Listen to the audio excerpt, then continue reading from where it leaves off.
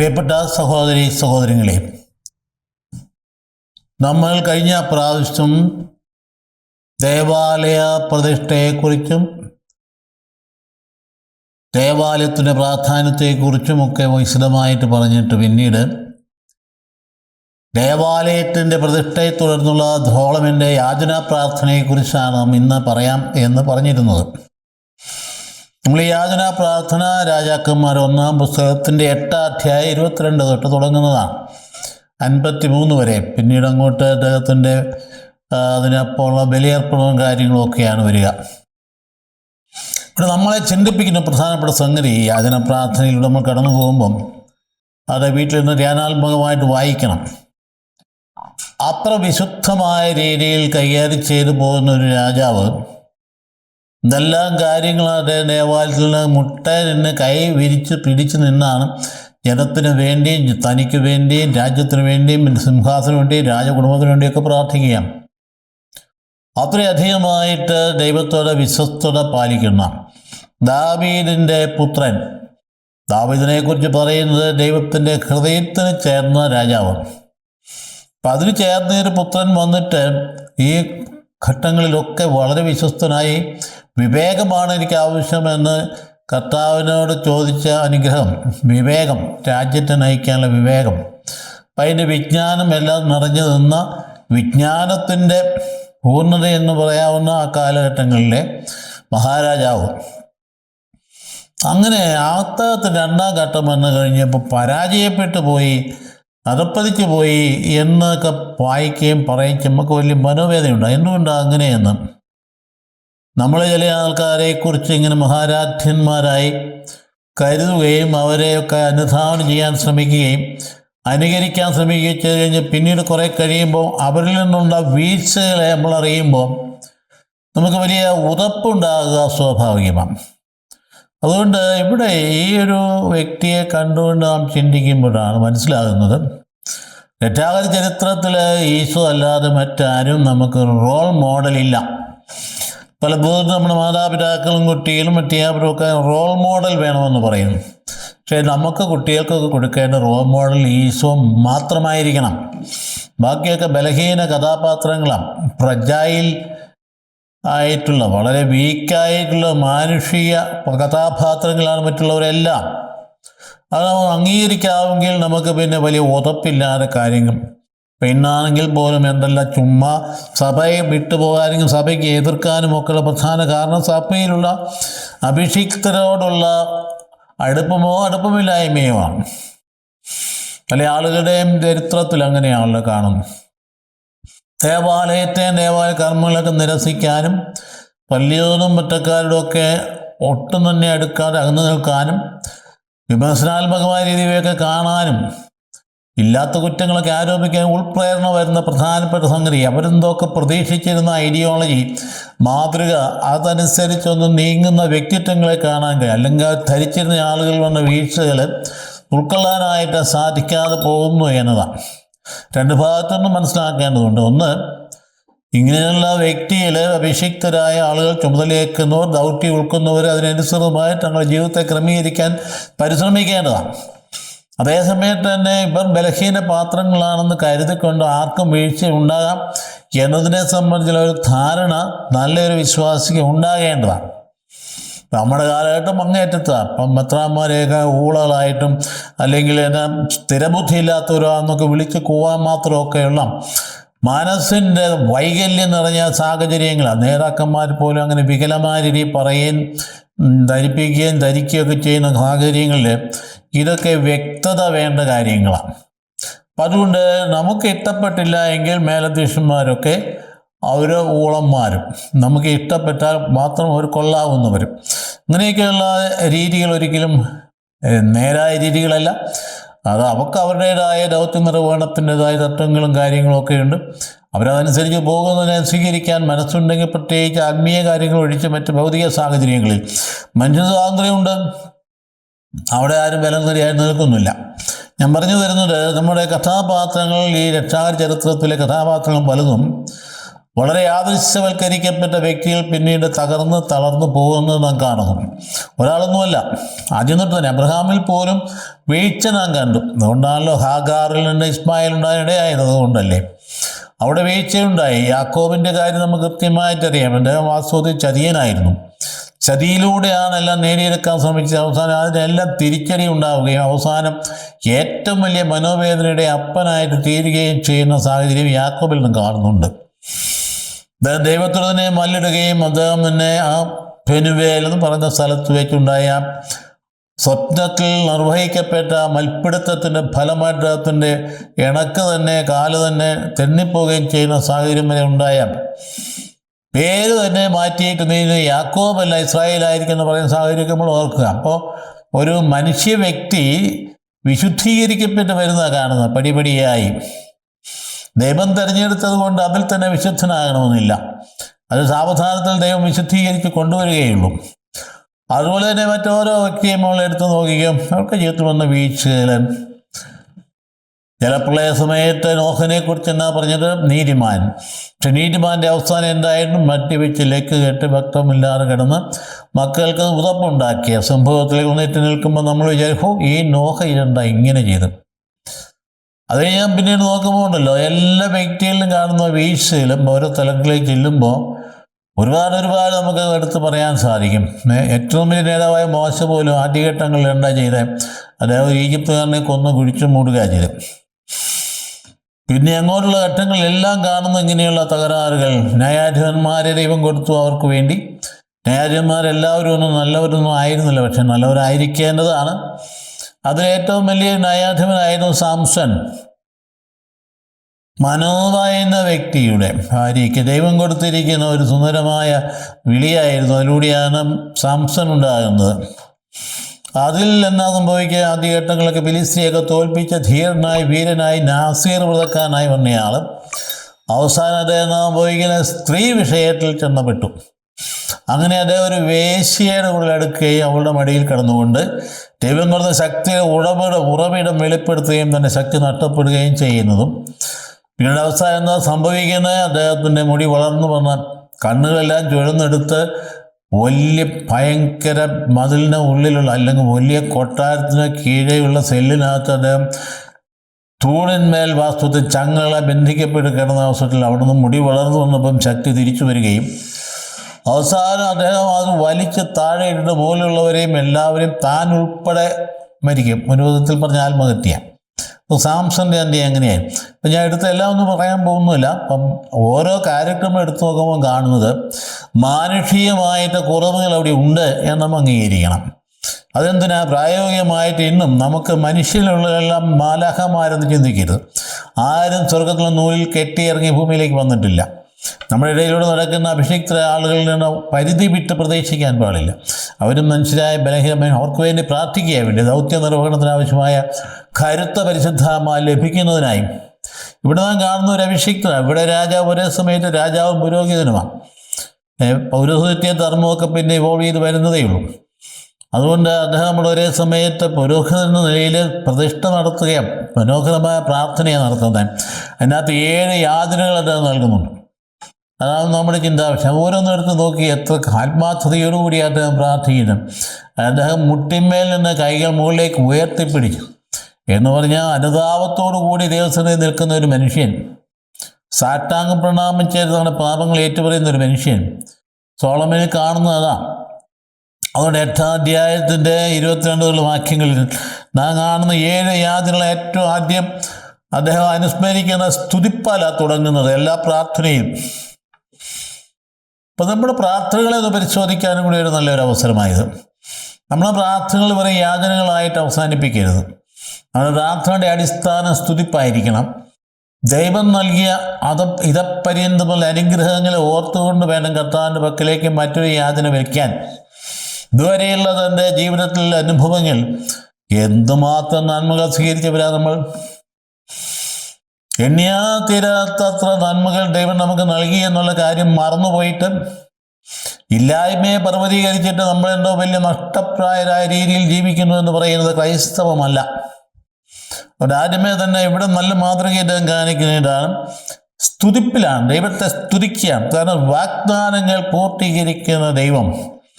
ഏത് വാഗ്ദാനമാണ്? ദാവീദിന് നൽകിയ വാഗ്ദാനമാണ്. നിന്റെ ഒരു ഔരസ സന്തതി എനിക്ക് വേണ്ടി ദേവാലയം പണിയും, അപ്പോൾ നിന്റെ സിംഹാസനം എന്നേക്ക് നിലനിൽക്കും എന്നൊക്കെ നൽകിയ വാഗ്ദാനം പൂർത്തീകരിച്ചുള്ള കർത്താവേ എന്ന് പറഞ്ഞുകൊണ്ട് കർത്താവിനെ സ്തുതിക്കുന്ന ഒരു വലിയ വിശ്വാസത്തിൻ്റെ മാതൃക സോളമനിൽ നാം കാണുന്നുണ്ട്. അതേസമയം അദ്ദേഹം തന്നെ ഇവിടെ പറയുകയാണ്, ഇത് നിരുപാധികമല്ല. ദൈവത്തിൻ്റെ വാഗ്ദാനം നിലനിൽക്കണമെങ്കിൽ ആ പ്രത്യുത്തരത്തിൽ വിശ്വസ്തതയുണ്ടായിരിക്കണം. അത് നേരായ മാർഗത്തിൽ സഞ്ചരിക്കണം. നേരായ മാർഗം എന്ന് പറഞ്ഞാൽ എന്താ?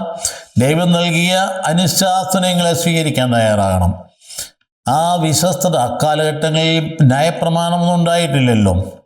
അദ്ദേഹം അങ്ങനത്തെ കാലഘട്ടങ്ങളിൽ അദ്ദേഹത്തെ സംബന്ധിച്ചിടത്തോളം, സോളമൻ രാജാവിനെ സംബന്ധിച്ചിടത്തോളം കാലഘട്ടം ന്യായപ്രമാണങ്ങളുടെ കാലഘട്ടമായി കഴിഞ്ഞു വാസ്തവത്തിൽ. എങ്കിൽ പോലും ആ പ്രമാണങ്ങൾ അതിൻ്റെ ആന്തരിക ശുദ്ധിയും വിശ്വസ്തതയുമാണ് ഏറ്റവും പ്രധാനപ്പെട്ടത്. കാരണം ദാവീദിന് ശേഷമുള്ള സാഹചര്യങ്ങൾ നമ്മൾ ഓർക്കുക.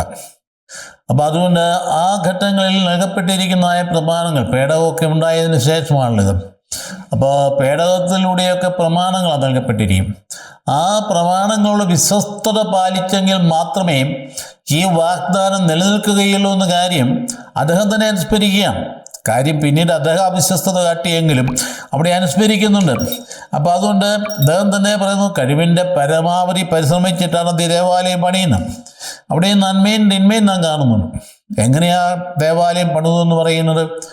ഒരുപാട് പാവങ്ങളിലേക്ക് ഇട്ട് അടിമപ്പണി ചെയ്യിപ്പിച്ചിട്ട് കഠിനമായ ശിക്ഷ കൊടുത്തിട്ട് പണിയിപ്പിച്ചിട്ടാണ് ദേവാലയം എടുത്തുയർത്തിയത്.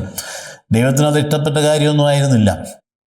അതുകൊണ്ട് തന്നെയാണ് രാജ്യം പിളരാനിടയായത്. പിന്നീട് തകർന്നു പോകാനിടയാതിൻ്റെ ഒരു കാരണം അതുകൊണ്ട് തന്നെയാണ്. അവിടെ വീണ ആ രക്തത്തിൻ്റെ വിളി കൂടിയായിരുന്നു അത്.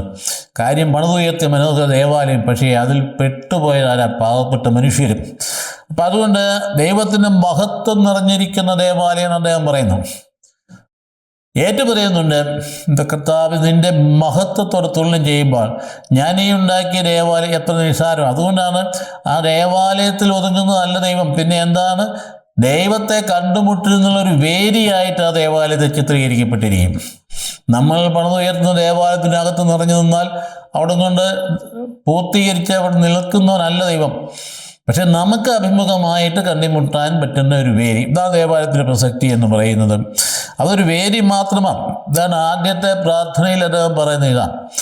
ഈ വാഗ്ദാന പൂർത്തിയും നന്ദി പറയുകയും ദേവാലയത്തിനുള്ള സ്തുതിപ്പ് നൽകുകയും ഒക്കെ ചെയ്യുന്ന ആൾ നമ്മുടെ ജീവിതത്തിലേക്ക് കടന്നു വരുമ്പോൾ നമുക്ക് ദൈവം നൽകിയിട്ടുള്ള അനുഗ്രഹങ്ങൾ ഇതുവരെയുള്ള ആ കൃത്യമായിട്ടുള്ള തമ്പുരാൻ്റെ പദ്ധതി പ്രകാരം നടന്നുപോയ കാര്യങ്ങളെ ഓരോ പ്രായത്തിനനുസരിച്ചുള്ളത് അനുസ്മരിച്ച് ദൈവത്തിന് സ്തോത്രം അർപ്പിക്കാൻ കഴിയണം. സ്തുതി സ്തോത്രം. അതുകൊണ്ടാണ് എപ്പോഴും ഈ സ്തോത്രം പറയുന്ന എപ്പോഴും അത് പറഞ്ഞ് ഒരു പല്ലവിയായിട്ട് മാറി. സ്തോത്രമൊക്കെ ആവർത്തിച്ച് പറയുക എന്ന് പറയും. സ്തോത്രം ആവർത്തിച്ചൊന്നുമില്ലെന്നൊന്നും കുഴപ്പമില്ല, പക്ഷേ അതിൻ്റെ ഹൃദയഭാവം കൊണ്ടായിരിക്കും, പറച്ചിലല്ല.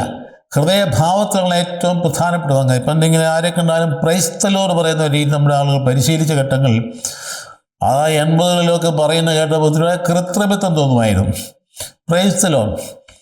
ഭാഷ അറിയാൻ പാടില്ലാത്ത അമ്മൂമ്മയാണെങ്കിലും ചൊല്ലി പ്രൈസ് ദി ലോർഡ്. ഇങ്ങനെയൊന്നും പറഞ്ഞു പഠിപ്പിക്കേണ്ട കാര്യമൊന്നുമില്ല. അത് ഹൃദയത്തിൻ്റെ ഭാവത്തിലാണ് ദൈവസ്തുതിപ്പായിട്ട് വരേണ്ടി. പ്രൈസ് ദി ലോർഡ് ഹൃദയത്തിലാണ് വരേണ്ടി. പിന്നെ ഭാഷ ഉപയോഗിക്കുന്നത് തെറ്റൊന്നുമില്ല. എങ്കിലും ഇതിനകത്തൊക്കെ ഒരു കൃത്രിമത്വം വരുന്ന ഒരു ഫാഷനായിട്ട് തീരുന്നത് ശരിയായ രീതിയായിരിക്കില്ല. അതുകൊണ്ട് രണ്ടാമത്തെ യാചന ഒരു രാജവംശം സ്ഥാപിക്കപ്പെടുകയാണ്. ദൈവം നൽകിയ വാഗ്ദാനം തന്നെയാണ് ദാവീദിൻ്റെ ഒരു രാജവംശം. ആ രാജവംശത്തിലാണല്ലോ ഭാവിയിൽ രക്ഷകൻ പിറക്കാൻ പോകുന്നു. അപ്പോൾ അതിന് മുൻകൂട്ടി കണ്ടുകൊണ്ടുള്ള ഒരു പ്രാർത്ഥന പോലെ നന്ദി പറയുകയാണ്. അപ്പോൾ പിന്നീട് അദ്ദേഹം പറയുന്നു, നിന്റെ ജനം പുറമേ ഒരു പക്ഷേ ആട്ടി ഓടിക്കപ്പെട്ടാൽ, അവിശ്വസ്തത കൊണ്ട് തകർക്കപ്പെട്ട് പുറത്തേക്ക് പോയി കഴിഞ്ഞാൽ, അങ്ങനെ സംഭവിക്കുക. അതിങ്ങനെ കണ്ടുകൊണ്ട് ബാബിൽ അടിമത്തത്തെ കണ്ടുകൊണ്ടാണ് ദർശനത്തിൽ കണ്ടുകൊണ്ടാണ് പറയുന്നത്, ദേവാലയത്തിലേക്ക് തിരിഞ്ഞു നിന്ന് പ്രാർത്ഥിച്ചാൽ എൻ്റെ കർത്താവേ നീ കേൾക്കണമേ എന്ന് പ്രാർത്ഥിക്കുന്നു.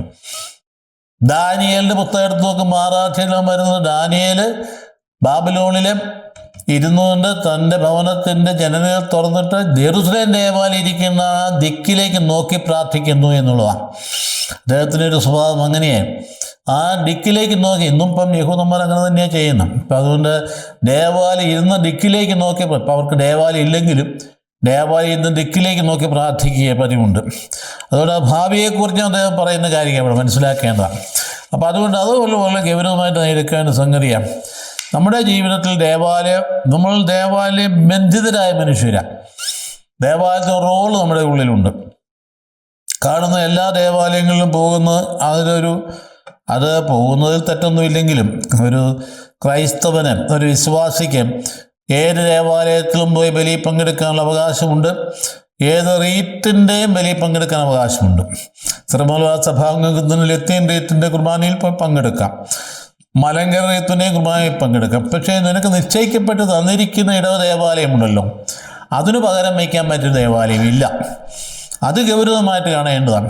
അതാണ് പ്രഥമമായതുകൊണ്ട് ഞായറാഴ്ചകളിൽ അവിടെ തന്നെ ഉണ്ടാകണം. മറ്റ് ദിനങ്ങളിൽ എവിടെ വേണമെങ്കിലും പോകാം. അപ്പം അതുകൊണ്ട് ആ ദേവാലയങ്ങൾ എന്ന് പറയുമ്പോൾ സഭയിലെ ദേവാലയങ്ങൾ ധാരാളമുണ്ട്. നമുക്കൊരു ദേവാലയമല്ലല്ലോ, നമുക്ക് ധാരാളം ദേവാലയങ്ങളുണ്ട്. യഹൂദന് ഒരെണ്ണേ പാടുള്ളൂ.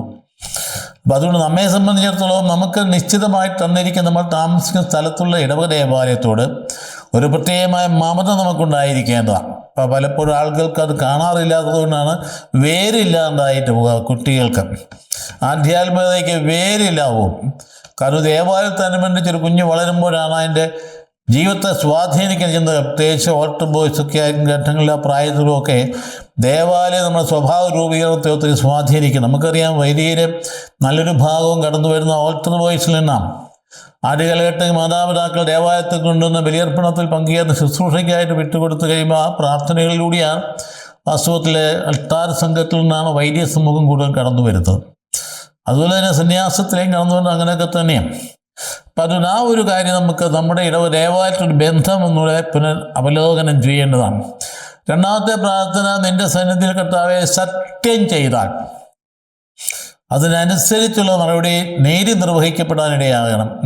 ഇന്നത്തെ പോലെയുള്ള നമുക്ക് വലിയ ടെസ്റ്റ് നടത്താനും ഉള്ള സംവിധാനങ്ങളൊന്നും ഇല്ലായിരുന്നു. അതുകൊണ്ട് സാധാരണഗതിയിൽ ഒരു കുറ്റവാളിയാണോ എന്ന് അറിയാനുള്ള മാർഗം അവനെ കൊണ്ട് സത്യം ചെയ്യിപ്പിക്കുന്നു എന്നുള്ളതാണ്. അപ്പം ആ സത്യം ചെയ്യുമ്പോൾ ആ സത്യത്തിൽ വാസ്തവത്തിൽ അവൻ ആത്മാർത്ഥതയോടുകൂടിയാണ് ചെയ്യുന്നതെങ്കിൽ അത് സ്വീകരിക്കപ്പെടുകയാണ്, അല്ലെങ്കിൽ അവൻ ശിക്ഷിക്കപ്പെടുന്നുണ്ടാകും.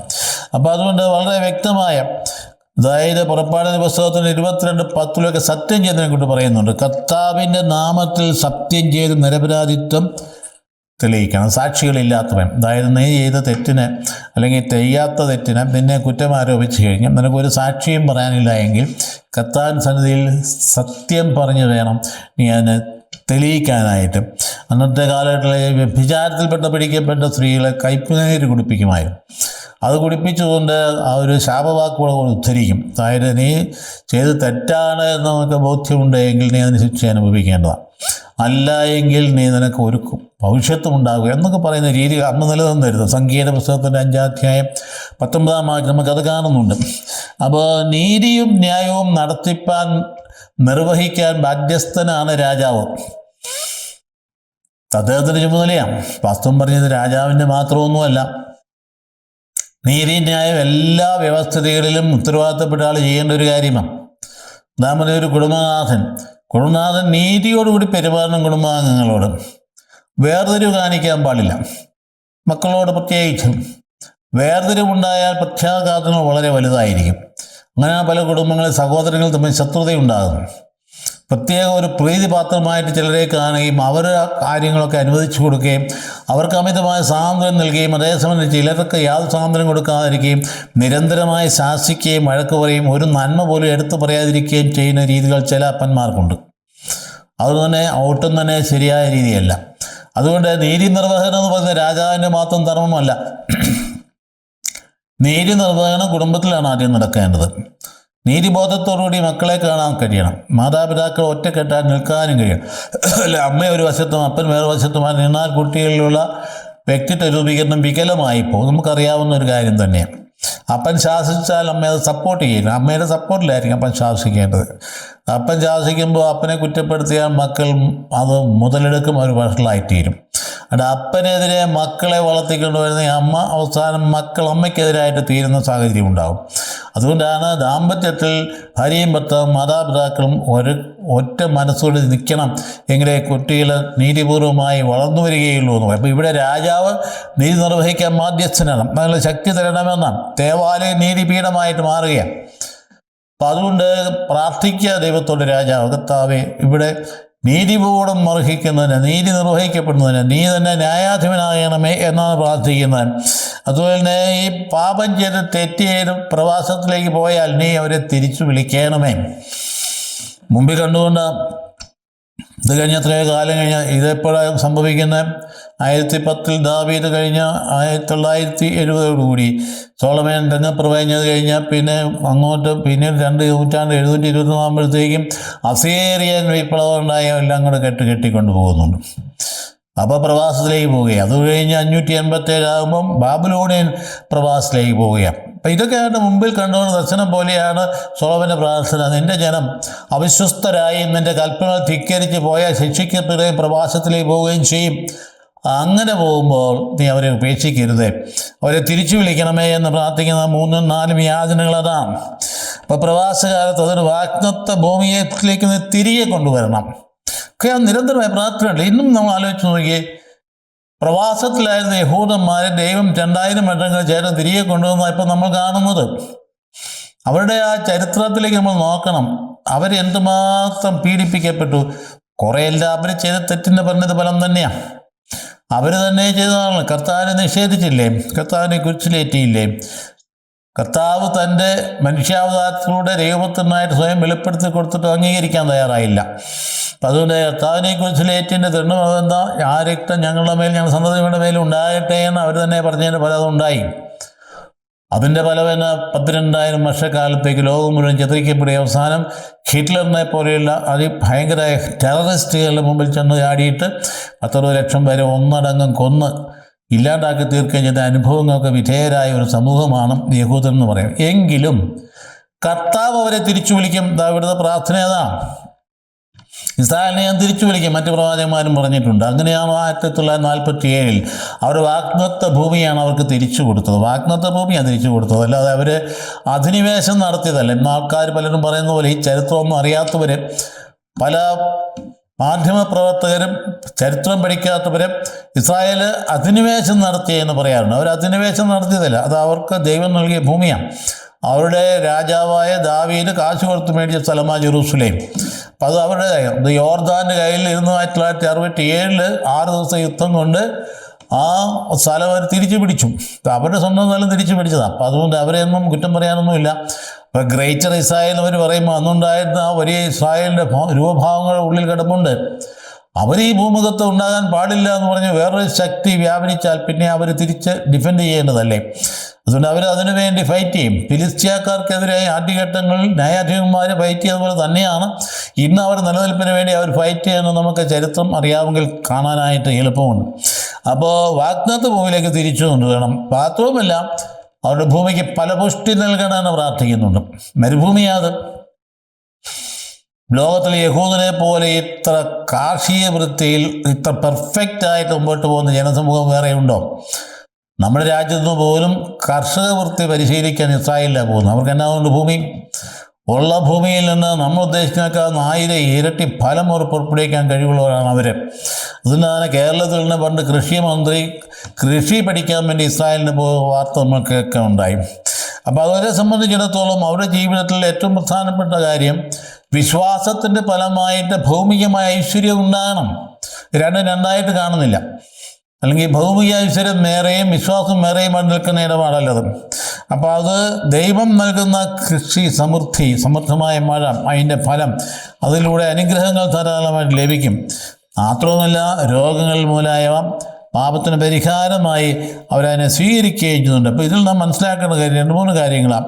പാപത്തിൽ നിന്ന് പിന്തിരിയണം, രണ്ടാമത് കർത്താവിനെ ഏറ്റുപറയണം, മൂന്നാമത് ദേവാലയത്തോട് ബന്ധപ്പെട്ട് ജീവിക്കണം. 3 കാര്യങ്ങൾ അതിനകത്ത് എടുത്ത് ഈ പ്രാർത്ഥനയിൽ പറയുന്നത്. അതായത് തെറ്റ് ചെയ്യും മനുഷ്യൻ, പക്ഷേ തെറ്റ് ചെയ്താൽ തെറ്റിൽ നിന്ന് പിന്തിരിയണം. ഒന്നാമത്തെ കാര്യം. ആരാ തെറ്റ് ചെയ്യാത്തവരാരാ ഉള്ളത്? ആരുമില്ല തെറ്റ് ചെയ്യാത്ത, ഭൂമിയിൽ ആരുമില്ല തെറ്റ് ചെയ്യാത്തവർ. അപ്പസ്തോലൻ തന്നെ എടുത്ത് പറഞ്ഞെന്താണ്? എൻ്റെ ഹൃദയത്തിലൊരു നിയമം കാണുന്നത് ദൈവത്തിൻ്റെ നിയമമാണ്, അവയവങ്ങളിൽ മറ്റൊരു നിയമം കാണുന്നത് പാപത്തിൻ്റെ നിയമമാണ്. ഞാൻ ആഗ്രഹിക്കുന്ന നന്മയെല്ലാം ചെയ്യുന്ന, ഞാൻ ആഗ്രഹിക്കാത്ത തിന്മ ചെയ്തു പോകുന്നു. ആഗ്രഹിക്കാത്ത തിന്മ ഞാൻ ചെയ്യുന്നെങ്കിൽ അത് ഞാനല്ല, എന്നിലുള്ള പാപമാണ്. എന്നിട്ട് അത് നിലവിളിക്കുക, ആരെന്നെ ഈ ദുർഭഗമായ അവസ്ഥയിൽ നിന്ന് മോചിപ്പിക്കുക എന്ന് പറഞ്ഞിട്ട് ഉടൻ തന്നെ പറയുകയാണ്, നമ്മുടെ കർത്താവായ ഈശോ മിശിഹായ്ക്ക് സ്തുതിയായിരിക്കട്ടെ എന്ന് പറഞ്ഞാൽ മോചനം ഈശോയിൽ നിന്ന് മാത്രമേ ഉള്ളൂ.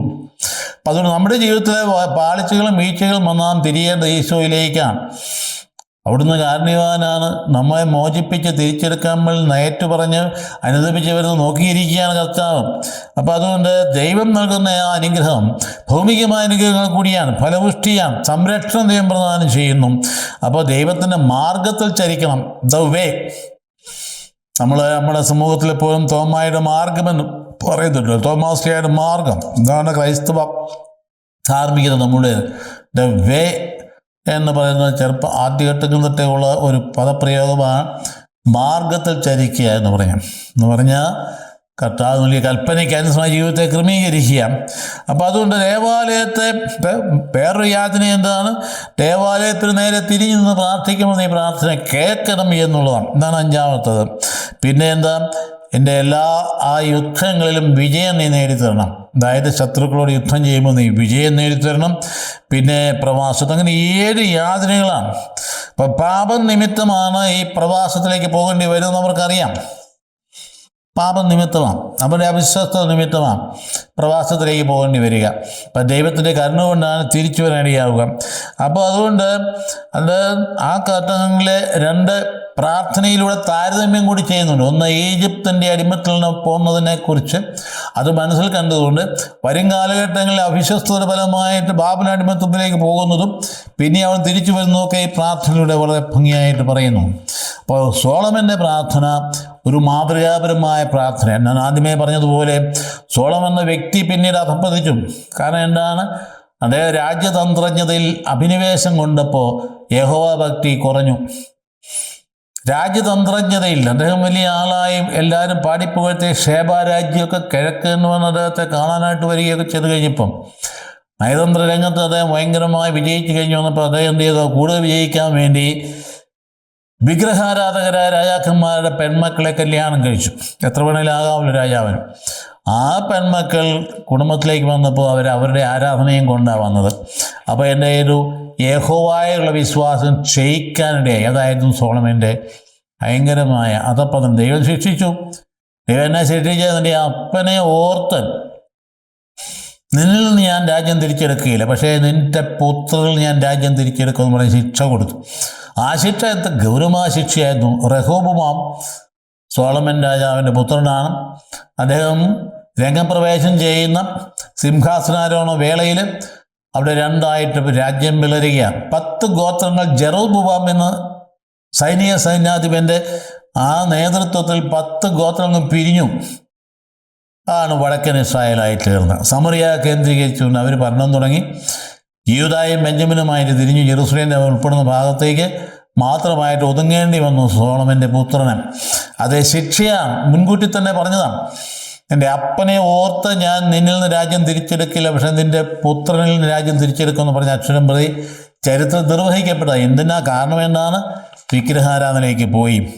അപ്പോൾ അതുകൊണ്ട് ദാനിയേലിൻ്റെ പുസ്തകത്തിൻ്റെ 6-ാം അധ്യായം 10-ാം വാക്യത്തിൽ പറയുന്നത് ദേവാലയത്തിൽ നിന്ന് തിരിഞ്ഞു പോലും അന്നത്തെ ഘട്ടങ്ങളിൽ പോലും അവരെന്താ ഈ പ്രവാസത്തിലേക്ക് പോയിട്ട് പോലും ദേവാലയത്തിൽ തിരിഞ്ഞിരുന്ന് പ്രാർത്ഥിക്കുമായിരുന്നു.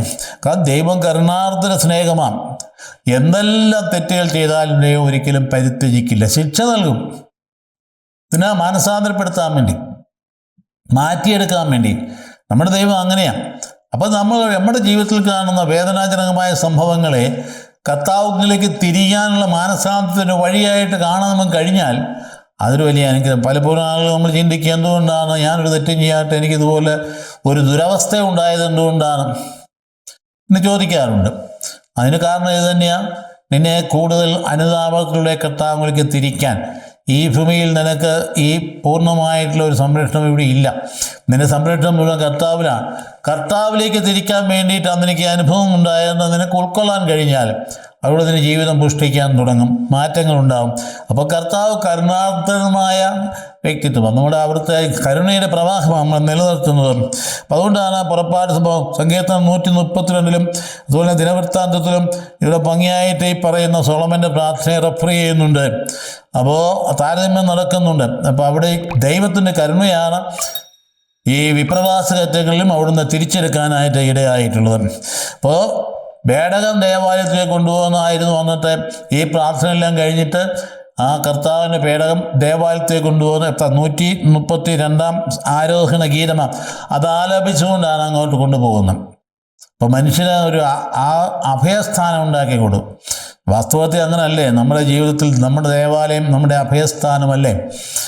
എല്ലായ്പ്പോഴും തുറന്ന് കിടക്കപ്പെടുന്നതാണ് നമ്മുടെ ദേവാലയം. തുറന്ന് കിടന്നിരിക്കണമെന്നുള്ളതാണ്. പൂട്ടിയിട്ടിട്ട് കപ്പിയാർ കുർബാന കഴിയുമ്പം പൂട്ടിയിട്ടേച്ച് താക്കോലും കൊണ്ട് വീട്ടിൽ പോകാനുള്ളതല്ല നമ്മുടെ ദേവാലയം. ദേവാലയം തന്നെ മക്കൾക്കായി നിരന്തരം തുറന്ന് കിടക്കുക എന്ന് പറഞ്ഞാൽ എല്ലാ കഥകളും തുറന്ന് കിടക്കണമെന്നല്ല. ഒരു കഥയെങ്കിലും ഒരു പാളിയെങ്കിലും തുറന്ന് കിടന്നിരിക്കണം. കാരണം എപ്പം വേണേലും ആ ഇടവകയുടെ ഒരു മക്കൾക്ക് അല്ലെങ്കിൽ പുത്രൻ്റെ വലിയ പുത്രിക്ക് അതിനകത്ത് വന്ന് ഇരിക്കാനുള്ള സ്വാതന്ത്ര്യം ഉണ്ടാകണം. ശാന്തമായി വന്ന് പ്രാർത്ഥിക്കാൻ ആണ്. അത് അഭയസ്ഥാനമാണ്. അഭയക്കാൻ ദൈവം നിശ്ചിതമായിട്ടുള്ള സ്ഥലമാണ്. ദൈവമായിട്ട് അഭിമുഖമായിട്ട് ബന്ധപ്പെടുന്ന സമയമാണ്. അത് കൃത്യം പൊതു ആരാധന സമയത്ത് മാത്രമായിരിക്കണമെന്നില്ല. അതായത് പൊതു ആരാധന എന്ന് പറയുമ്പോൾ പബ്ലിക് വർഷിപ്പിൻ്റെ സമയത്ത് അത് വേറൊരു ഡയമെൻഷനാണ്. വ്യക്തിഗതമായി കർത്താവിനോട് നേരിട്ട് ബന്ധപ്പെടാൻ തനിച്ച ദേവാലയത്തിൽ വന്നിരുന്ന് ദിവ്യകാന്തിന് മുമ്പിൽ വന്നിരിക്കുന്ന രീതിയുള്ള അനേകം ആളുകളുണ്ട്. അനേകം ആളുകൾ അത് നമുക്ക് അനുധാവനം ചെയ്യാവുന്നതാണ്. അപ്പോൾ ആ വിധത്തിൽ കർത്താവിൻ്റെ ആ സ്നേഹം അനുഭവിക്കാനായിട്ട് കഴിയുന്നത് ദേവാലയം എന്ന മാധ്യമത്തിലൂടെയാണ്. എന്തിനാ ദൈവം എല്ലായിടത്തും ഇല്ലേ എന്ന ചോദ്യം അത് അപ്രസക്തമാണ്. ദൈവം എല്ലായിടത്തും ഉണ്ട്. പക്ഷേ എനിക്ക് ദൈവത്തെ അഭിമുഖമായി കാണാൻ ദൈവം നിശ്ചയിച്ചു തന്നിരിക്കുന്ന സ്ഥലം ഇതാ. ജലം എല്ലായിടത്തും ഇല്ല എന്ന് ചോദിക്കാമല്ലോ, പിന്നെ എന്തിനാ കിണർ കുത്തുന്നത്?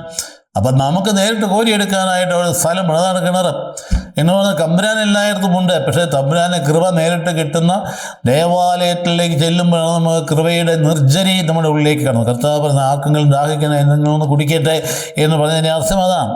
അപ്പോൾ ആ പേടകം ദേവാലയത്തിൽ കൊണ്ടുപോകുന്നു. അതിനുശേഷം എന്താ ചെയ്ത് ആ ഉടമ്പടി വീണ്ടും നവീകരിക്കുക, ഉടമ്പടിയുടെ വാഗ്ദാനങ്ങൾ പൂർത്തിയാവുക.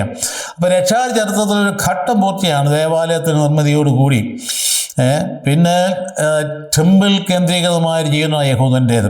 അതിനുമുമ്പ് അങ്ങനെയല്ലോ, തീർത്ഥാടക സമൂഹമായിരുന്നു. ഇപ്പോൾ ടെമ്പിൾ കേന്ദ്രീകൃതമായി. അപ്പോൾ അത് കഴിയുമ്പോൾ വേറെ ഘട്ടം വരുന്നുണ്ട്. ഈ ടെമ്പിൾ നശിച്ചു പോവും, ഇല്ലാണ്ടായിപ്പോവും. റോമൻ ചക്രവർത്തി ടൈറ്റസ് വന്ന് തകർത്ത് തരിപ്പിടമാക്കി AD 70 പിന്നെ അവർക്ക് ദേവാലയം ഇല്ല. അപ്പോൾ എന്ത് ചെയ്യും? അത് ബുക്ക് സെൻറ്റേഡ് ആയിട്ടുള്ള ജീവിതമായി എന്ന് പറഞ്ഞാൽ ബൈബിൾ തോറ കേന്ദ്രീകൃത ജീവിതമായിട്ട് മാറും. അതാണ് ഇപ്പോൾ അവരുടെ ജീവിതം തോറ കേന്ദ്രീകൃതമാണ്, ദേവാലയമില്ല. അതുകൊണ്ട് വചന വായന സിനഗോഗിൽ ജീവിതം മുഴുവൻ തോറ കേന്ദ്രീകൃതമായിട്ട് മാറുന്നിട്ട് കാണാൻ കഴിയും. അപ്പോൾ അത് ഇവിടെ വാഗ്ദാനങ്ങൾ പൂർത്തിയാകുന്നുണ്ട്. അതുകൊണ്ട് അതോട് ചേർന്ന് ഒരു സമാപന ആശീർവാദം നൽകുന്നു. എന്തുകൊണ്ടായി രാജാവ് ആശീർവദിക്കുന്ന രാജാവെന്ന ഒരേ സമയം രാജാവും പുരോഹിതനുമാണ്. അത് പിന്നീടാണ് സാദ്ദോക്കിൻ്റെ വംശമൊക്കെ ഉണ്ടായി വരിക. അപ്പോൾ രാജാവ് തന്നെ ആശീർവാദം കൊടുക്കുകയാണ്. അത് ആ ആശീർവാദത്തിലും പ്രധാനമായിട്ടുള്ള സ്തുതിപ്പാണ്. സമാപന ആശീർവാദത്തിൽ ദൈവത്തെ സ്തുതിക്കുക. എന്നിട്ട് ദൈവം തൻ്റെ ജനത്തിന് വിശ്രമം നൽകി എന്ന് പറയാം. ദൈവത്തിൻ്റെ വിശ്രമം എന്ന് പറയുന്നത് ശാന്തി. അതായത് ദൈവത്തിൻ്റെ 7-ാം ദിവസത്തിലുള്ള ആ സാബത്ത് ആചരണത്തിൻ്റെ അതിൻ്റെ ചുവട് പിടിച്ചാണ് ഈ വിശ്രമം എന്ന് പറയുന്ന ചിന്ത ഉപയോഗിക്കുന്നത്. ദൈവത്തിൽ അവസാനം വിലയം നമ്മളാണെങ്കിലും മരിച്ചു കഴിയുമ്പോൾ നമ്മുടെ കല്ലറയിൽ എന്താ എഴുതി വെക്കുന്നത്? RIP എന്നല്ലേ, റെസ്റ്റ് ഇൻ പീസ് എന്നല്ലേ എഴുതി വയ്ക്കുന്നത്. അത് അർത്ഥവത്തായ ബിബ്ലിക്കലായിട്ടുള്ള സംഗതി തന്നെയാണ്. RIP അർത്ഥം മനസ്സിലാക്കുക മാത്രം. ദൈവത്തിലാണ് നമ്മൾ വിശ്രമിക്കുന്നത്. അപ്പോൾ ദൈവത്തിൻ്റെ വിശ്രമത്തിൽ നമ്മൾ ദൈവത്തിൻ്റെ വിശ്രമത്തിൽ പങ്കുചേരുകയാണ്. അപ്പം അതുകൊണ്ട് വാഗ്ദത്ത ഭൂമിയിലാണ് വിശ്രമം. ദൈവം നമ്മോടുകൂടെ, അതാണ് നമ്മുടെ വിശ്രമത്തിൻ്റെ അടിസ്ഥാനം. ദൈവം നമ്മോടുകൂടെ. നമ്മുടെ ജീവിതത്തിൻ്റെ വിശ്രമം എന്ന് പറയുന്നത് അലസമായിട്ടൊന്നും ചെയ്യാതിരിക്കുന്ന നല്ല വിശ്രമം. ബി വിത്ത് ഗോഡ്, ദൈവത്തോടൊപ്പമായിരിക്കുക, അതാണ് വിശ്രമം എന്ന് പറയും. അതും നമ്മൾ ഞായറാഴ്ച ആചരണം എന്ന് പറയുമ്പോൾ അത് നമ്മൾ ഒരു അലസമായിട്ടിരിക്കുന്ന ദിനമായിട്ടല്ല. ആ ദിവസം നമ്മുടെ മനസ്സിനെ ഒന്നുകൂടെ കോർത്തിണക്കി കൊണ്ടുവന്ന് ദൈവസന്നിധിയിൽ നിർത്തിയിട്ട് അത് അകം മുഴുവൻ ശുദ്ധീകരിച്ച് ക്ലിയറാക്കി അടുത്ത ആഴ്ചയിലെ വർക്കിന് നമ്മൾ സജ്ജമാക്കാൻ വേണ്ട ദിനമാണ്. നമ്മളല്ലാതെല്ലാം കളഞ്ഞു കുളിച്ചു. ഞായറാഴ്ചയാണ് ഇല്ലാത്ത പരിപാടികളെല്ലാം ഉള്ളത്. ഇപ്പോൾ നമ്മൾ ഓരോ കല്യാണങ്ങളും എല്ലാം മാമോസിലെല്ലാം ഞായറാഴ്ച കൊണ്ട് വയ്ക്കും. അപ്പോൾ നമുക്ക് ദൈവാരാധനയുടെ ദിനമായിട്ട് ദൈവം സഭ നിശ്ചയിച്ചിരിക്കുന്ന ദിനമാണത്. വാസ്തവത്തിൽ കുറേ മണിക്കൂറുകളെങ്കിലും ദൈവവചന വായനയ്ക്കും ദേവാലയത്തിൽ ബന്ധപ്പെട്ട ആരാധനക്രമത്തിലും ഒക്കെ ദേവാലയത്തിൽ ബന്ധപ്പെട്ട ഇഷ്ടങ്ങൾക്ക് വേണ്ടി വിനിയോഗിക്കേണ്ടതാണ്. അങ്ങനെയാണ് നമ്മുടെ പാരമ്പര്യം. അപ്പോൾ അതിനർത്ഥം എന്താണ്? ദൈവം നമ്മോട് കൂടെ എന്നുള്ള അനുഭവത്തിലേക്ക് വരികയാണ്. അപ്പം ദൈവത്തിൻ്റെ സാന്നിധ്യത്തിൻ്റെ അടയാളമാണ് ഈ ദേവാലയം എന്ന് പറയുന്നത്. സാന്നിധ്യത്തിൻ്റെ അടയാളം. അപ്പം അവിടെ നിന്ന് നമുക്ക് കിട്ടുന്നത് എന്താണ്? ശക്തിയും പ്രത്യാശയുമാണ്. ദേവാലയം എന്ന് തരുന്നു, നമുക്ക് തരുന്നു എന്ന് പറയുമ്പോൾ ഭൗമികമായി പള്ളിയിൽ പോയാൽ എന്നെ കിട്ടുമെന്ന് ആൾക്കാർ ചോദിക്കാറുണ്ട്. മനുഷ്യൻ കൗണ്ട് ചെയ്യുന്നത് പണത്തിലൂടെയാണ്. ഈ ഭൗമികമായിട്ടല്ലാതെ മറ്റൊന്നും ചിന്തിക്കാൻ കഴിവില്ലാത്തതുകൊണ്ട് അങ്ങനെ ചിന്തിക്കുന്നു. ഇവിടെ നിനക്ക് എന്ത് കിട്ടുന്നത്? നിനക്ക് ശക്തി കിട്ടുന്നുണ്ട്, ഇപ്പം പ്രത്യാശ കിട്ടുന്നുണ്ട്. അതിൻ്റെ ജീവിതത്തിൽ ദൈവം തരുന്ന ഏറ്റവും വലിയ നന്മയാണെന്ന കാര്യം നമ്മൾ ഓർക്കണം. അപ്പോൾ അതെല്ലാം വാസ്തവത്തിൽ ആ പ്രത്യാശ പൂർത്തിയാകുന്ന എവിടെയാണ്? അത് ഈശോയിലാണ്. അതെൻ്റെ പൂർത്തീകരണം, കർത്താവിൻ്റെ രക്ഷാകര കർമ്മത്തിൻ്റെ പൂർത്തീകരണം വരുന്ന ഈശോയിലാണ്. നമുക്കറിയാം.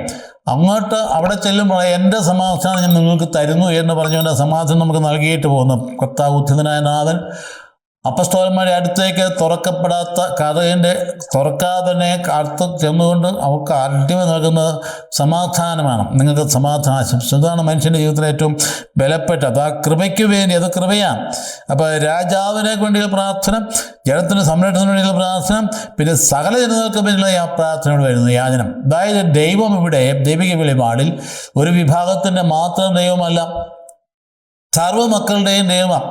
എല്ലാ ജനതകളുടെയും മക്കൾ. അതുകൊണ്ട് യേശയ്യാ പറഞ്ഞത് അവസാനം കർത്താവിൻ്റെ ഗിരിശൃംഗം എല്ലാ ഗിരിശൃംഗത്തിനും മുകളിൽ ഉയർന്നു നിൽക്കും. എന്നിട്ട് എല്ലാ ജനതകളും അങ്ങോട്ട് ഒഴുകും. നമുക്ക് യാക്കോബിൻ്റെ ദൈവത്തിൻ്റെ അടുത്തേക്ക് പോകാമെന്ന് എല്ലാവരും പറയും. അപ്പോൾ ജെറുസലേമിൽ നിയമവും സീയോനിൽ നിന്ന് വചനവും പുറപ്പെടും എന്ന് പറയുന്ന ഭാഗം നമ്മൾ ഓർത്ത് നോക്കി. ആ ഗിരിശൃംഗം എന്ന് പറയുന്നത് ദൈവസാന്നിധ്യമാണ്. സിയോൻ എന്ന് പറയുന്നത് അതിൻ്റെ പ്രതീകമാണ്. അതുകൊണ്ട് കർത്താവിൻ്റെ ഗിരിശൃംഗം എല്ലാ ഗിരിശൃംഗങ്ങളും മുകളിൽ ഉയർന്നു നിൽക്കും. അപ്പം അങ്ങോട്ട് എല്ലാം ഒഴുകും. അപ്പോൾ അതുകൊണ്ട് ഇത് നമ്മൾ ദൈവസന്നിധിയിൽ വാഗ്ദാനത്തിന് പരിപാലിക്കാൻ നിൽക്കുന്ന മോശയുണ്ടല്ലോ, ജനത്തെ കൊണ്ടുപോയിട്ട് വാഗ്ദത്ത നാടിൻ്റെ പരിപാലിക്ക് മാത്രമേ അദ്ദേഹത്തിന് കൊണ്ടുപോകാൻ പറ്റൂ. അവിടെ വെച്ച് അവരവിടെ നിർത്തിയിട്ട് നന്നായിട്ടൊരു ഉപദേശം നൽകുന്നുണ്ട്. അതാണ് നിയമാവർത്തന പുസ്തകം എന്ന് പറയും. അപ്പോൾ നല്ലൊരു ഉപദേശം നൽകുന്നുണ്ട്. അതിൻ്റെതായ റിഫ്ലക്ഷൻ ഇവിടെയുണ്ട്. വാഗ്ദത്ത ഭൂമിയിൽ നിങ്ങൾ അനുസരണമുള്ളവരായി തീരണം എന്നാണ് പറയും. അതായത് നടപടി പുസ്തകം അല്ല, നിയമാവർത്തന പുസ്തകം എന്ന് പറയുന്നത് മോവാബ് താഴ്വരയിൽ വെച്ച് ദൈവജനം ഇസ്രായേലിലേക്ക് പ്രവേശിക്കുന്ന തൊട്ട് മുൻപ്, യോർദാൻ നദി കടക്കുന്ന മുമ്പ് മോവാബ് രാജാവിൻ്റെ രാജ്യത്തിൻ്റെ താഴ്വരയിൽ പോയി ആ ജനത്തെ ഒന്നിച്ച് നിർത്തിയിട്ട് ആ ജനത്തിനോട് നൽകുന്ന 4 സംഭാഷണങ്ങളാണ് നിയമാവർത്തന പുസ്തകം എന്ന് പറയും. ദൈവം തൻ്റെ രക്ഷാപദ്ധതി ആരംഭിക്കത്തുള്ള കാര്യങ്ങളൊക്കെ ഓരോന്നോരോന്ന് എടുത്തെടുത്ത് അവരെ ഓർമ്മിപ്പിച്ച് വന്നൊരു അവസാനം നിങ്ങൾ കർത്താവിൻ്റെ വാഗ്ദത്ത ഭൂമിയിൽ പ്രവേശിച്ചാൽ അവിടെ അനുസരണമുള്ളവരായിരിക്കണം ആഹ്വാനം ചെയ്യുന്ന ഭാഗമാണ് എന്ന് പറഞ്ഞതുപോലെ തന്നെയാണ് ഈ ആശീർവാദത്തിൻ്റെ അവസാനവും. ദൈവത്തിൻ്റെ കൽപ്പനയിൽ ജീവിക്കാനായിട്ട് ഇപ്പോൾ സത്താവിൻ്റെ സാന്നിധ്യം നഷ്ടപ്പെടുത്താതെ സൂക്ഷിക്കണം എന്നാണ് ഇവിടെ ഏറ്റവും പ്രധാനമായിട്ട് പറയുന്ന സംഗതി. അപ്പോൾ രാജ്യം, രാജാവ്, ദേവാലയം. അപ്പോൾ ദൈവരാജ്യത്തെ സംബന്ധിച്ചിടത്തോളം ഈ വാഗ്ദത്ത ഭൂമി ദൈവരാജ്യമാണ്. അതിൻ്റെ നേരിലും പ്രതീകവുമാണ് വാഗ്ദത്ത ഭൂമി എന്ന് പറയും. അതുകൊണ്ടാണ് ഇസ്രായേലിൻ്റെ ഭൂമി നഷ്ടപ്പെട്ടു പോയാലും നമുക്ക് ഒരു വലിയ നഷ്ടം ഭവിക്കാനില്ല എന്നിടയ്ക്ക് പറയാൻ കാര്യം. അതായത് നമ്മൾ യഹൂദൻ കാണുന്ന പോലെയല്ല നമ്മൾ ഇസ്രായേലിനെ കാണുന്നത്. നമ്മൾ ഇസ്രായേലിനെ കാണുന്നത്, ഇസ്രായേലിലെ ജെറുസലേം ദേവാലയം എന്ന് പറയുന്നത് അത് രൂപാന്തരപ്പെട്ട് കഴിഞ്ഞിരിക്കും. അത് സഭയായിട്ട് രൂപാന്തരപ്പെട്ടു. അതാണ് പുതിയ ജെറുസലേം എന്ന് പറയും. പുതിയ ജെറുസലേം അണിഞ്ഞിരുന്ന മണവാട്ടിയെ ഞാൻ കണ്ടെന്ന് യോഹന്നാൻ പറഞ്ഞത് അതുകൊണ്ടാണ്. പുതിയ ജെറുസലേമിൻ്റെ മക്കളാണ് നമ്മൾ എന്ന് വിചാരിച്ച് പഴയ ജെറുസലേമിന് നമുക്ക് അർത്ഥമില്ലാതില്ല. കാരണം ഇത് ചരിത്ര സംഭവങ്ങളാണ് നടന്നത്. ആ ചരിത്ര സംഭവം അരങ്ങേറിയ സ്ഥലത്തിന് പ്രാധാന്യം നമുക്കുണ്ട്. അതുകൊണ്ടാണ് ആ പ്രദേശങ്ങൾ ഹോളി ലാൻഡ് എന്ന് പറയുന്നത് പ്രൊട്ടക്റ്റ് ചെയ്യപ്പെടണമെന്ന് ക്രൈസ്തവർ ആഗ്രഹിക്കണം. അത് സംരക്ഷിക്കപ്പെടണം. നമ്മളവിടെ ചെല്ലുമ്പോൾ നമുക്ക് ഈ ചരിത്ര സംഭവമൊക്കെ അനുസ്മരിക്കാൻ സാധിക്കും. പ്രത്യേകിച്ച് കർത്താവിൻ്റെ കുരിശുമരണം നടന്ന സ്ഥലം, കർത്താവിനെ അടക്കിയ സ്ഥലം, കർത്താവ് ഗേത്സമനിൽ പ്രാർത്ഥിച്ച സ്ഥലം, ഓശാന ഞായറാഴ്ച കർത്താവ് ബെത്പേഗായിൽ നിന്ന് കഴുതപ്പുറത്ത് കയറി പോകുന്ന സ്ഥലം, ഇതൊക്കെ നമുക്കെന്നും പ്രധാനപ്പെട്ട കാര്യം തന്നെ. എന്തിനാണ്? രക്ഷാകരത്വം അനുസ്മരിക്കാനാണ്. അത് യഹൂദൻ്റെ കയ്യിൽ ഇരിക്കുന്നത് കൊണ്ടുകൂടിയാണ് അത് ഇന്ന് അവിടെ നിലനിൽക്കുന്നത്. അല്ലെങ്കിൽ മറ്റൊരു ശക്തിയായിരുന്നെങ്കിൽ അതുകൂടെ തകർത്ത് തരിപ്പണമാക്കി അവിടെയെല്ലാം കോൺക്രീറ്റ് കെട്ടിടങ്ങൾ ഉയർത്തി എവിടായിരുന്നു സംഭവിച്ചെന്ന് ആർക്കും അറിയാൻ മേലാത്ത സ്ഥിതി വരുമായിരുന്നു. അത് നമ്മൾ യഹൂദനെ നമുക്ക് സ്തുതിക്കേണ്ടതാണ്. അത് അവരെ പ്രൊട്ടക്റ്റ് ചെയ്യപ്പെട്ട് കിടക്കുക തന്നെയല്ല, കർത്താവിൻ്റെ കാലഘട്ടം പോലെ തന്നെ ഒരു കോൺക്രീറ്റ് കെട്ടിടവും പണിയാതെ ഒലിവ് മല മുഴുവൻ അതേപടി കിടക്കുന്നു എന്നുള്ളത് അത്ഭുതകരമായ യാഥാർത്ഥ്യമാണ്. കെദ്രോൻ തോട് അതേപടി കിടക്കുന്നു, ദൈവസമയം തോട്ട് അതേപടി കിടക്കുന്നു, ഒലിവ് മല എല്ലാ ഭാഗം അതേപടി കിടക്കുന്നു. അതൊക്കെ എപ്പം പോയാലും കണ്ടുമുട്ടാവുന്ന രീതിയിൽ അവരത് സംരക്ഷിക്കുന്നു. അത് അവരുടെ പ്രത്യേകമായൊരു നിയോഗം. അതുകൊണ്ടാണ് അവരൊരിക്കൽ പറയാതെ you Christians you are one എന്നിട്ട് പ്രത്യേകിച്ച് പറയാം, it is because we that the holy land is protected എന്ന് നെതന്യാഹു ഒരിക്കൽ പറയുകയുണ്ടായി. അപ്പോൾ ആ കാര്യം ഇടയ്ക്ക് നമ്മൾ ഓർക്കുന്നതല്ല. അപ്പോൾ നമ്മളെ സംബന്ധിച്ചിടത്തോളം അതല്ല, ദൈവരാജ്യമാണ് ഏറ്റവും പ്രധാനപ്പെട്ട കാര്യം. അപ്പോൾ ഈശോയോട് കൂടി ആയിരിക്കും നമ്മുടെ ജീവിതത്തിലേക്ക് പോകുമ്പോൾ നാം കർത്താവിന് കൂടി ആയിരിക്കണം ദൈവരാജ്യം. അതിനുശേഷം പ്രതിഷ്ഠയാണ്.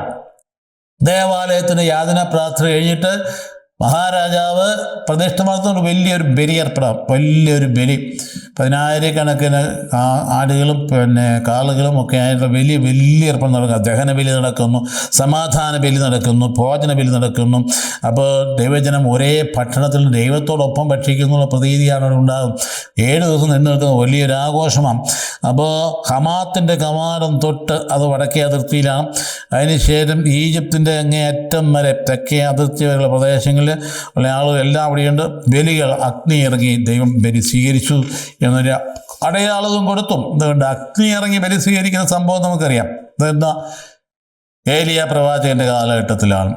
കാർമൽ മലയുടെ മുകളിൽ വെച്ച് അത് ബലിയർപ്പിച്ചപ്പോൾ ബാൽ ദേവന്റെ ബലി സ്വീകരിക്കപ്പെടാതിരിക്കുകയും അവിടെ ഏലിയ അർപ്പിച്ച ബലി കണ്ണുകൾ ഉയർത്തിയത് പ്രാർത്ഥിച്ച് ജീവിക്കുന്നവനായ ദൈവമേ നീ ജീവിക്കുന്നു എന്ന് ജനം മനസ്സിലാക്കാൻ വേണ്ടി ഈ ബലിവസ്തുക്കളെ സ്വീകരിക്കണമെന്ന് പറയുകയും പ്രാർത്ഥിക്കുകയും ചെയ്തപ്പോൾ അഗ്നി ഇറങ്ങിയ ബലിവസ്തുക്കളെ മുഴുവൻ കംപ്ലീറ്റായിട്ട് ചാരമാക്കിയ വെള്ളം മുഴുവൻ വറ്റിച്ച് കളയുന്ന സംഭവം നമുക്കറിയാം. അതുപോലെ ഇവിടെയും ആ ബലിയർപ്പണം സ്വീകരിച്ചതായിട്ട് അടയാളം സോളമൻ്റെ ആ ബലി ദൈവം സ്വീകരിച്ചു, അത് സ്വീകാര്യയോഗ്യമായി എന്നുള്ളതിൻ്റെ അടയാളം കൊടുക്കുകയും ചെയ്തു. അതിനുശേഷം വാഗ്ദാനവും താക്കീതും പിന്നീട് നൽകുകയാണ് താക്കീത്.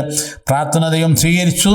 ദേവാലയം അതുപോലെ രാജവംശം അത് സംരക്ഷിക്കപ്പെടണമെന്നുണ്ടെങ്കിൽ, അത് ദൈവത്തിൻ്റെ കോപത്തിന് ഇരയാകാതിരിക്കണമെന്നുണ്ടെങ്കിൽ കൽപ്പനകൾ പാലിക്കണം, ഹൃദയ നൈർമല്യം പാലിക്കണം, വിശുദ്ധി പാലിക്കണം. അതുകൊണ്ട് വിശുദ്ധി പാലിച്ചാൽ അനുഗ്രഹം, വീഴ്ച വന്നാൽ നാശം. എല്ലാ കാലത്തുമുള്ള ധാർമ്മികമായ തത്വം അത് തന്നെയാണ് എന്നും. വിശുദ്ധി പാലിച്ചാൽ അനുഗ്രഹം, അവിടെ വീഴ്ച വരുത്തിയാൽ നമുക്ക് നാശം. കുടുംബങ്ങൾ നശിക്കുന്നത് എങ്ങനെയാണ്? അവരുടെ വീഴ്ച വരുന്നു. ദാമ്പത്യത്തിൽ വീഴ്ച വരുമ്പോൾ തകർച്ചയുണ്ടായി, മക്കളുടെ ജീവിതം പോയി, അവരുടെയും ജീവിതം പോയി, പിന്നെ അസ്വസ്ഥതയായി, പിന്നെ നരകമായി. ഇപ്പം കണ്ടുകൊണ്ടിരിക്കുന്നതല്ലേ. ഇനിയെങ്കിലും മനസ്സിലാക്കേണ്ടതല്ലേ, പാപത്തെക്കുറിച്ച് മനസ്തവിച്ച് തെറ്റുകൾ ഏറ്റുപറഞ്ഞ് ദേവാലയത്തിൽ ചെന്ന് വൈദ്യൻ്റെ അടുത്ത് പാപസങ്കേതം നടത്തി ഇനിമേൽ ദാമ്പത്യത്തിൽ വീഴ്ച വരുത്തുകയില്ലെന്ന് തീരുമാനമെടുത്ത് ഒറ്റക്കെട്ടായി പ്രാർത്ഥനാപരിസരം ഭർത്താവും ഭാര്യയും അല്ലെങ്കിൽ മാതാപിതാക്കൾ നിൽക്കുമ്പോൾ മക്കളിലേക്ക് അനുഗ്രഹത്തിൻ്റെ കുളിർമ കടന്നു വരും. അതല്ലേ വാക്ത ജീവിതം. അപ്പോൾ ഇവിടെ പഠിപ്പിക്കുന്ന പോലെ തന്നെ ഹൃദയ നൈർമല്യം ഉണ്ടാകണം. ആ വിശുദ്ധി ഉണ്ടെങ്കിൽ അത് അനുഗ്രഹം ഉണ്ടാകും, വീഴ്ച വന്ന നാശമാകും, അവിശ്വസ്തതയ്ക്ക് ശിക്ഷയുണ്ടാകും. അപ്പം അതുകൊണ്ട് ഈ പാഠമൊക്കെ നമുക്ക് എന്നും അനുഗ്രഹിക്കപ്പെടുന്ന ഒരു സമൂഹമെന്ന നിലയിൽ ഈ പാഠം നമ്മൾ പഠിക്കേണ്ടത് തന്നെയാണ്. ഇപ്പം ദേവാലയത്തിൽ നിന്ന് നമ്മൾ വിശ്വസ്തമായി പോയില്ലെങ്കിൽ ദേവാലയം തന്നെ നമ്മളിൽ നിന്ന് വിച്ഛേദിക്കപ്പെടുമെന്ന് പറയും. തകർത്ത് കളയും, തകർത്ത് കളയും. അതുകൊണ്ട് ബന്ധമേ വിച്ഛേദിക്കപ്പെടും, ദൈവം ബഹിഷ്കരിക്കും, ഇപ്പം ദൈവം കൈവിടും. അതുകൊണ്ട് ആ ആലയം തന്നെ നീക്കിക്കളയും, നമ്മിൽ നിന്ന് അവിശ്വസത ഉണ്ടായിരിക്കാം, നിലനിൽപ്പുണ്ടാകുകയില്ല. അത് ഒരു സംഭവം കാണുന്നുണ്ടല്ലോ. നമ്മൾ കാണുന്ന എസെക്കിയേലിൽ അദ്ദേഹം കാണുന്നു, ദേവാലയത്തിന് കിഴക്കേ പടിപ്പുരയിലൂടെ പടിവാതിലൂടെ ദൈവത്തിൻ്റെ മഹത്വം പുറത്തേക്ക് പോകുന്നത് ഈ പ്രവാചകൻ ദർശിക്കുക. 10ാം അധ്യായം എസെക്കിയേലിലെ 10ാം അധ്യായത്തിലാണ് കാണുന്നത് അദ്ദേഹത്തിൻ്റെ ദർശനം. ദൈവത്തിൻ്റെ മഹത്വത്തിൻ്റെ പരമാണുള്ള ദേവാലയം, ദൈവത്തിൻ്റെ മഹത്വം കിഴക്കേ പടിപ്പുരയിൽ പുറത്തേക്ക് അദ്ദേഹം കണ്ടു. കാണാൻ പോകുന്ന സംഭവിക്കാൻ പോകുന്ന കേബാർ നദീ തീരത്ത് വെച്ചുള്ള ദർശനമാണ്. സംഭവിക്കാൻ പോകുന്നതിനാ ജനം കെട്ടി കൊണ്ടുപോകും അങ്ങോട്ട് ബാബിലോണിലേക്ക്. അപ്പം ജനം പോയി കഴിയുമ്പോൾ ജനത്തിൻ്റെ പുറകെ ദൈവം ചെല്ലുമെന്നുള്ളതാണ് അതിൻ്റെ അർത്ഥം. അതേസമയത്ത് 41 അധ്യായത്തിലേക്ക് വരുമ്പോൾ എസെക്കിയേൽ പ്രവാചകൻ പറയുന്നത്, അവയെ കിഴക്കേ പടിപ്പുരയിലൂടെ ദൈവത്തിൻ്റെ മഹത്വം തിരിച്ചു വരുന്നത് ഞാൻ കാണുന്നു. അപ്പം ദൈവത്തിൻ്റെ മഹത്വം നഷ്ടപ്പെടും നമ്മൾ അവിശ്വസ്തത കാണിച്ചാൽ എന്ന കാര്യം ഇവിടെ ഉണ്ട്. അതുകൊണ്ട് അല്ലെങ്കിൽ അവസാനം തകർന്ന് തരിപ്പണമാകും. കാരണം ദൈവം തകർത്ത് കളയും. അപ്പം മറ്റുള്ളവർ പരിഹസിക്കും. നമ്മൾ പഴമൊഴിയായിട്ട് മാറുമെന്ന് പറയുന്നുണ്ട്. പരിഹാസ വിഷയമാകും, പഴമൊഴിയായിട്ട് മാറും. എന്നിട്ട് അനുഗ്രഹമുണ്ടായാൽ ഉത്സാഹമുണ്ടാകും, നമ്മുടെ ജീവിതത്തിന് ശക്തിയുണ്ടാകും. അതേസമയത്ത് അത് നമ്മൾ അനുഗ്രഹത്തിന് പകരമായിട്ട് അവിശ്വസ്തത കാണിച്ച ശിക്ഷയുണ്ടാകും. ശിക്ഷ നമുക്ക് ശാപമായിട്ട് തീരും. അതുകൊണ്ട് എല്ലാം വിരുദ്ധമായിട്ട് തീരും. ഇപ്പം നാശകൂമ്പാരമായിട്ട് പോകും. ദേവാലയം തന്നെ നാശകൂമ്പാരമായിട്ട് പോകുന്ന ഈ യാചന പ്രാർത്ഥനയിൽ തന്നെ പ്രകടമായിട്ട് പറയുക. ഇതെല്ലാം പിന്നീട് നടന്ന കാര്യങ്ങളാണ്. അപ്പം അന്ന് തന്നെ ഇതൊരു ദർശനമാണ്. അപ്പം ദർശനത്തിൻ്റെ സന്ദേശങ്ങൾ വളരെ കൃത്യമാണ്. അതായത് പരാജയങ്ങളുണ്ടാകും, നാശങ്ങളുണ്ടാകും, പ്രവാസങ്ങളുണ്ടാകും. പക്ഷേ ദൈവശാസ്ത്രപരമായി അനുതപിക്കുമ്പോൾ കർത്താവ് തിരിച്ചു വിളിക്കും, ദൈവത്തിലേക്ക് തിരിയാൻ വേണ്ടിയിട്ടാണ്. അതുകൊണ്ടാണ് പ്രാർത്ഥനകളും അരുളപ്പാടുകളും പ്രവാചക വചനങ്ങളും വാഗ്ദാനങ്ങളും താക്കീതുകളും എല്ലാത്തിനും വേണ്ടിയിട്ടാണ്. അവ പതനം എപ്പോഴും നമ്മളെ വീണ്ടും തിരിച്ചു കൊണ്ടുവരാൻ ഉള്ളതാണ്. ഇത്രയുമാണ് വാസ്തവത്തിൽ ഇന്നത്തെ നമ്മുടെ വിചിന്തന വിഷയം. ഒന്നുകൂടി ഓർക്കുക, രാജാക്കന്മാർ 1-ാം പുസ്തകം 8-ാം അധ്യായം 22 തൊട്ട് 51 വാക്യങ്ങളിലൂടെ ആ യാചന പ്രാർത്ഥന, പിന്നീട് ദേവാലയ പ്രതിഷ്ഠ നമ്മൾ 9-ാം അധ്യായത്തിൽ എത്തി നിൽക്കുകയാണ്. അടുത്ത വെള്ളിയാഴ്ച നമുക്ക് പിന്നീട് അതിൻ്റെ ബാക്കി വിചിന്തനം നടത്തുന്നതാണ്. അപ്പോൾ ഓർത്തോണം, ഈ ഭാഗങ്ങളൊക്കെ വായിക്കാൻ ധ്യാനിക്കുകയും ചെയ്യുമ്പോൾ പഴങ്കഥ വായിച്ചതുപോലെ വായിക്കാതെ ഇത് റിപ്പീറ്റ് ചെയ്യപ്പെടുന്ന ദൈവിക യാഥാർത്ഥ്യമാണെന്ന് ഓർത്ത് നമ്മളെ വിശ്വസ്തത ദൈവത്തോടും നമ്മുടെ കുടുംബത്തോടും നമ്മളുടെ സഭയോടും ആത്മാർത്ഥമായിട്ട് നമ്മൾ നിർവഹിക്കാൻ പാകുന്ന മനസ്സിന് അതിന് ഉറപ്പുണ്ടാവുകയും കർത്താവിൻ്റെ സന്നിധിയിൽ അന്നും സോളമൻ എന്നതുപോലെ തന്നെ വിശ്വസ്തതാപുറം നിൽക്കാനുള്ള കൃപ നൽകണമേ എന്ന് ആത്മാർത്ഥമായിട്ട് പ്രാർത്ഥിക്കുകയും ചെയ്യാം. കർത്താവിശ്വം ചില കൃപയും പിതാവാര്യത്തിൻ്റെ സ്നേഹവും വിസ്താമൻ സഹവാസവും നമ്മളെല്ലാവരും ഉണ്ടായിരിക്കട്ടെ, ഇപ്പോഴും എപ്പോഴേക്കും. ആമേൻ.